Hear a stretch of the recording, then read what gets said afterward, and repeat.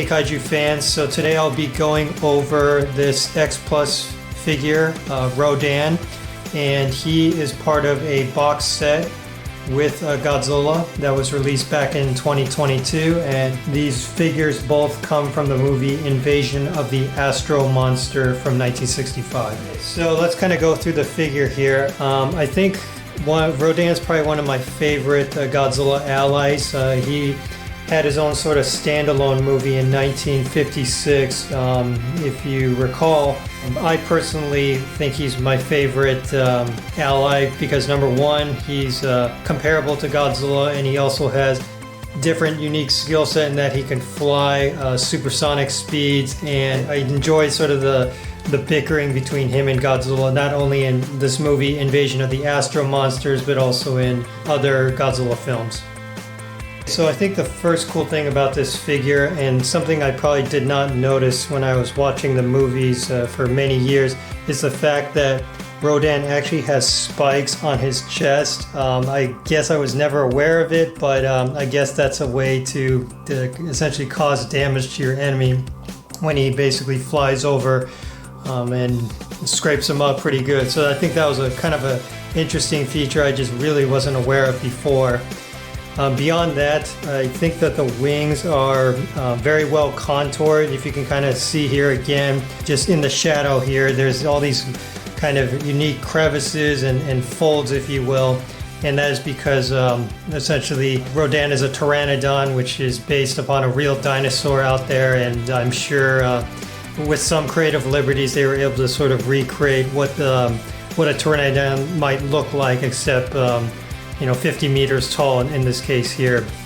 So I think this figure really does capture the wings quite well. And if I just zoom out once more, the skin itself is also well painted. I think I've always assumed Rodan was kind of a solid brownish color, but they've done a pretty nice job here. If you can see the tint of shading not only from the dark brown, but then to other colors as well. More of a tan as you go down the figure.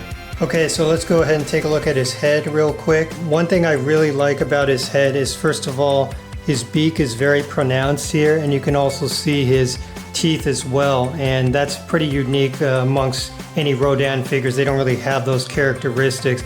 And then even on top of that, you can kind of see the detail that is present in his horns, as well as the eyes and the skin texture, so all terrifically painted. So another cool feature about this is that you can actually see his little claws on his right and left arm, if you will. And he's got three of them. They're kind of poking out here. And a lot of the Bandai figures, from what I recall, they're not really differentiated pretty well. But I think what's nice about the X-Plus figures is that you do get that realism. I'm sure they did copy a lot of reference images. But yeah, his nails kind of stick out here, which I think is a really cool feature as well. Alright, so if we then kind of zoom out just for a moment here and then spin around the figure itself to more of the back side, you can see that like the front, the wings are painted very, very well. There's a very good shading upon it, and you can also kind of see his little fin thing at the bottom here, which I think is kind of a nice touch. So all in all, a pretty nice looking figure for sure, and I think it's definitely worth picking up. Okay, there's actually one major gripe I have with this figure. This thing can barely stand on its own. It's even as I'm trying to shoot this video, I think it's fallen over maybe about 20 or 25 times now.